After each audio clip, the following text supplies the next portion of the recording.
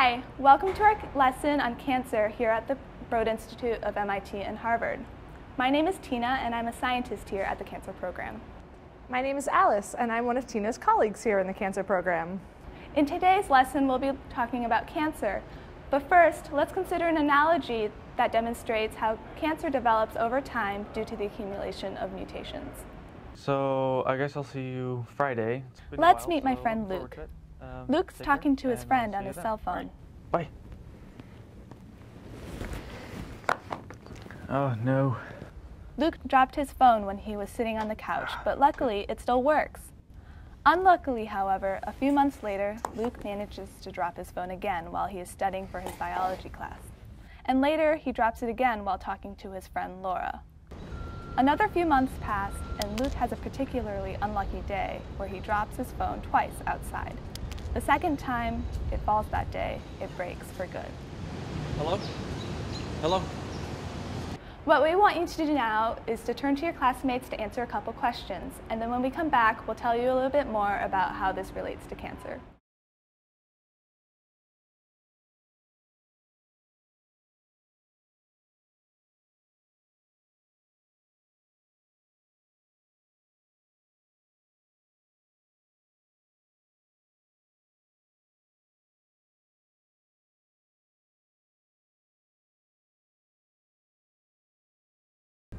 So what you just saw earlier was an analogy where the cell phone is like a cell and a broken cell phone is like a cell that's become cancerous. And as you saw with the cell phone, it had to be dropped many, many times before it actually broke. And this is very similar to a cell where lots of mutations in DNA have to accumulate before a cell can actually become cancerous. So that's why cancer is a disease of old age. So now we know that mutations cause cancer, but what is it that causes mutations? Take the time to talk to your classmates about it for a couple minutes, and then I'll see you when we get back.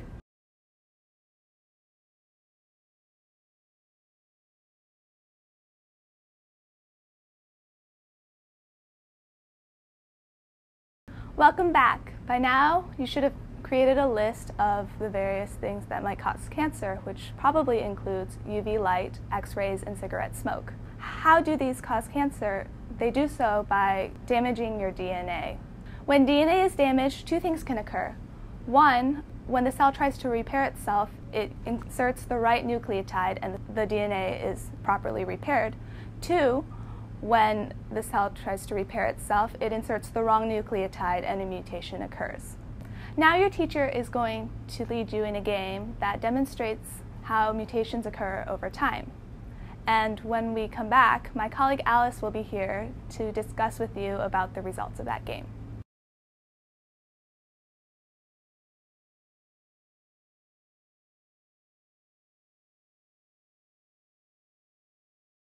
Welcome back. As you just saw in your mutation mat activity, when you acquire a certain set of mutations in a certain set of genes, cancer can occur.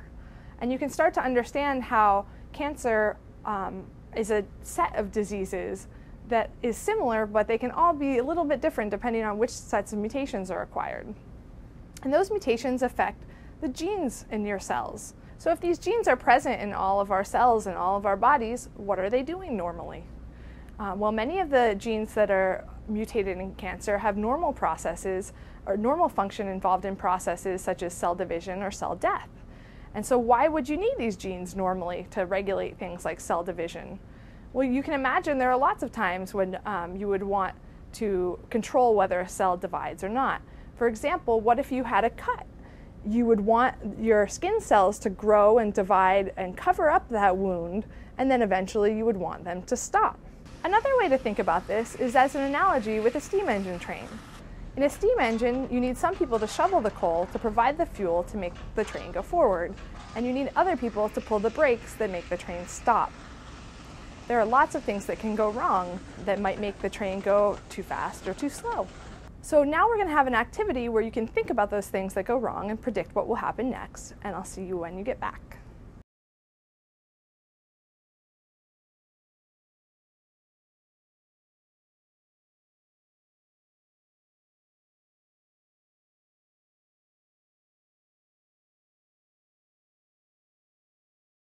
Welcome back. In the last activity, you looked at all the different things that could go wrong with a train, and you saw that sometimes these problems were caused by losing a function of a train worker, and sometimes they were caused by too much of a certain activity or even a new function. And in biology, we refer to these two types of mutations as loss of function or gain of function mutations. In the train analogy, the brake pullers represent tumor suppressor genes, which are genes that normally inhibit cell division. And the coal shovelers represent oncogenes, which are genes that normally promote cell division. In cancer, sometimes we find loss of function mutations in tumor suppressor genes. So these loss of function mutations block the function of those genes that normally act to stop cell division, and therefore you get uncontrolled cell division and eventually a tumor. And similarly, we see in cancer gain of function mutations of oncogenes. So these oncogenes that normally promote cell division become hyperactive and therefore also cause uncontrolled cell division. In the next activity, we're going to revisit the train analogy and ask you to focus on the following things. Did both brake pullers need to be mutated in order to see the effect that you saw? And did both coal shovelers need to be mutated in order to see the effect that you saw? Answer those questions, and then I'll see you when you get back.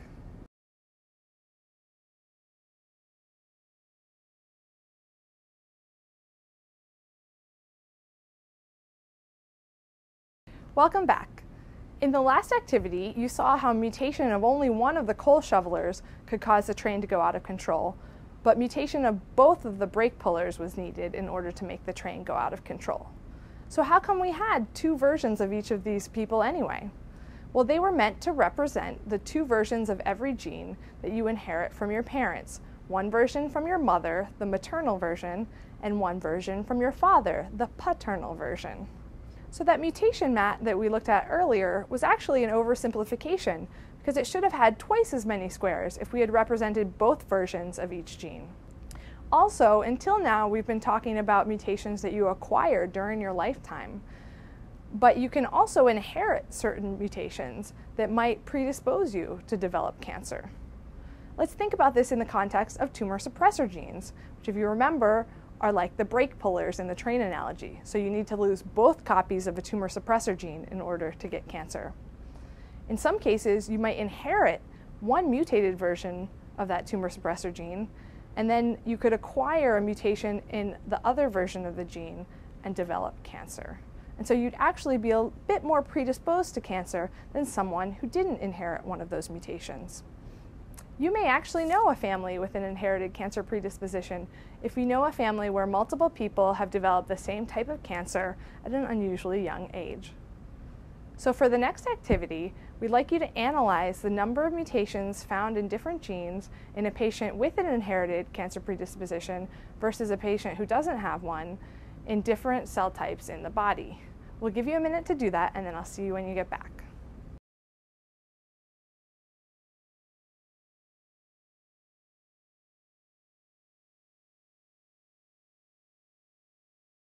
Welcome back.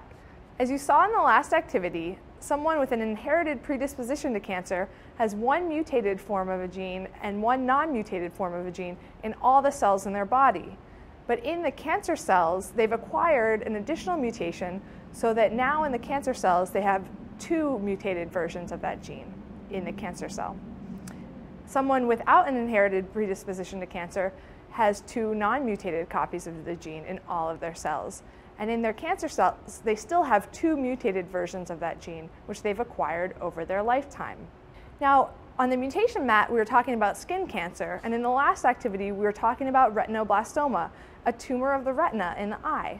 Many different tissues can develop cancer, and each of these tissues are exposed to different chemicals that can cause mutations in your DNA. For example, if you smoke, smoking enters your lungs, and the smoke can cause mutations in your lung cell DNA, eventually resulting in lung cancer. When you eat, different chemicals in the foods that you eat can sometimes cause mutations in cells in your digestive system, possibly leading to cancer in that tissue. Also, when you have sun exposure, harmful UV radiation from the sun can induce mutations in your skin cells, eventually leading to skin cancer. Because your sun exposure, whether you smoke or not, and what foods that you eat are all lifestyle decisions, the choices you make can actually impact your risk of cancer. Remember my friend Luke? Well, here's his phone and it's broken. That's right. I wonder what Luke could have done to help to prevent his phone from breaking. He could have made some choices, such as putting a case on his phone or not putting it so close to the edge of the table. We here at the Broad are studying cancer to try to figure out what causes cancer so we can help to better prevent it. Thank you for joining us on this lesson. We hope you enjoyed it.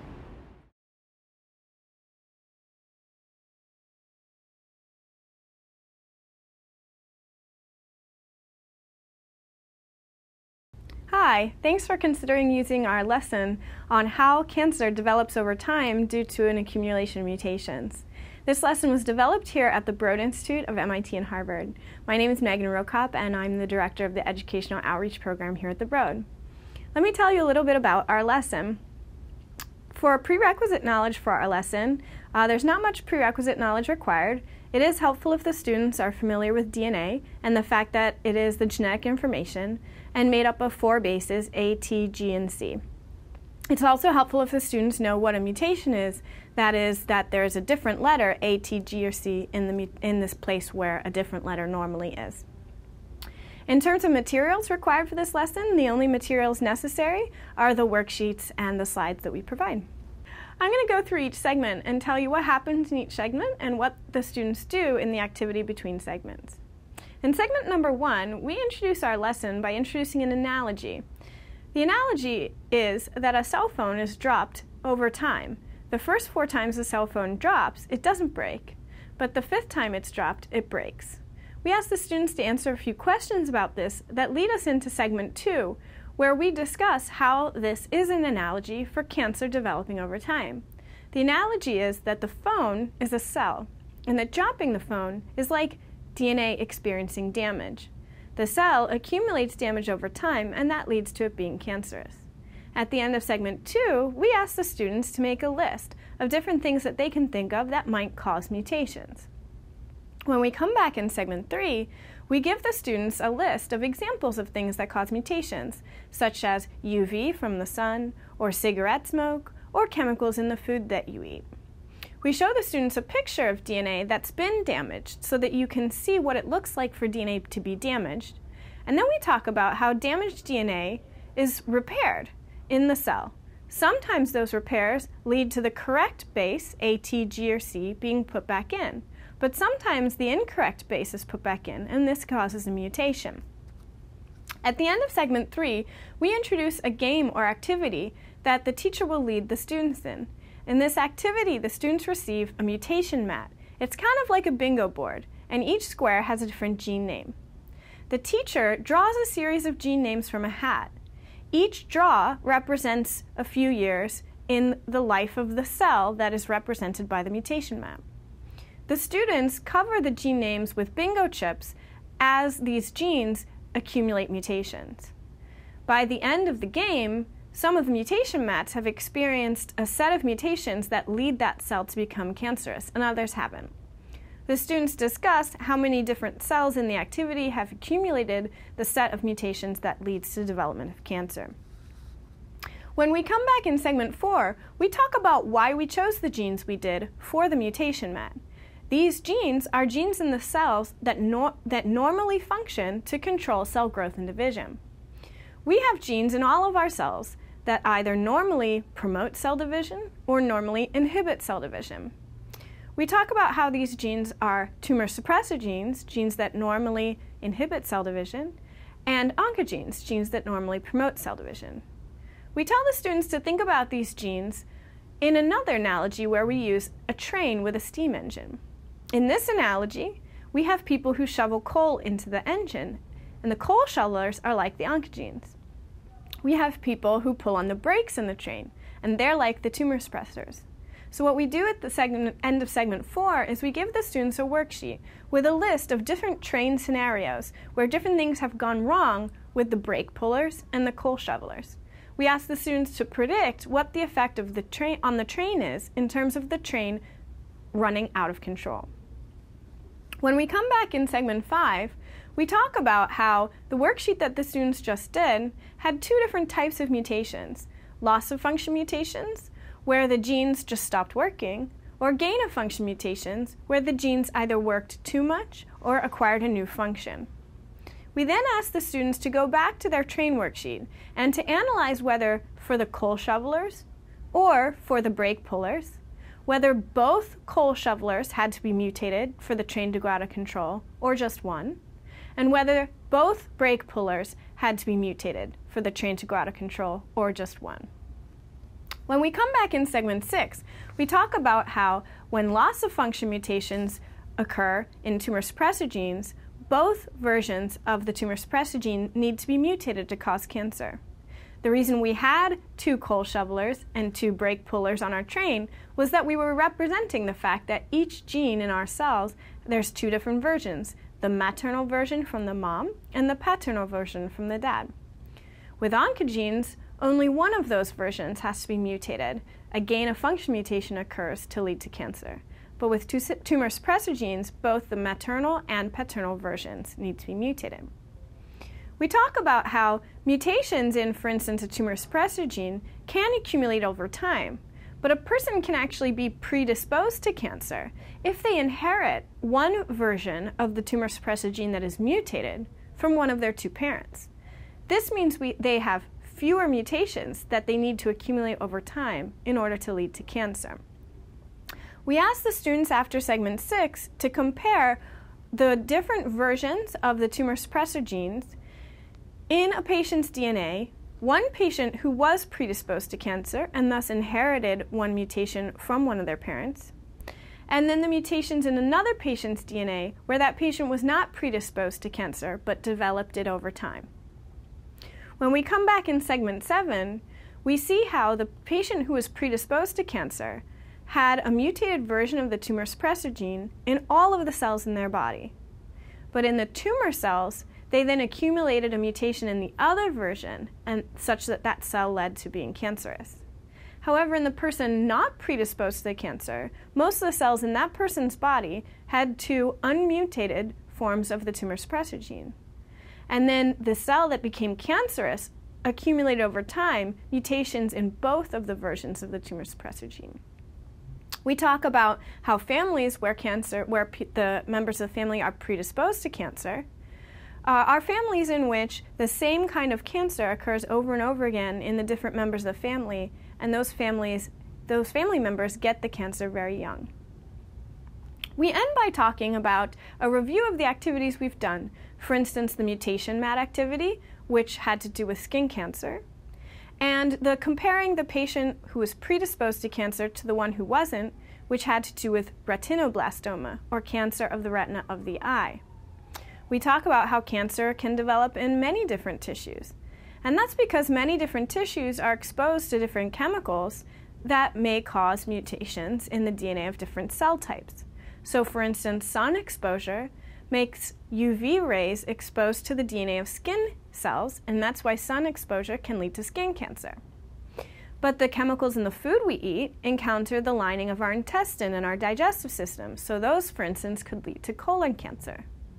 In contrast, when you smoke, the mutations in cigarette smoke affect your lung cells, which is why that can lead to lung cancer.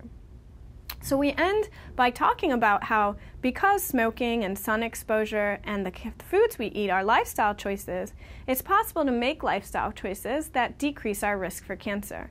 And we talk about how here at the Broad, we're interested in trying to figure out the different causes of cancer so that we can learn not only how to cure different kinds of cancers and treat different kinds of cancers, but also how to prevent different kinds of cancers.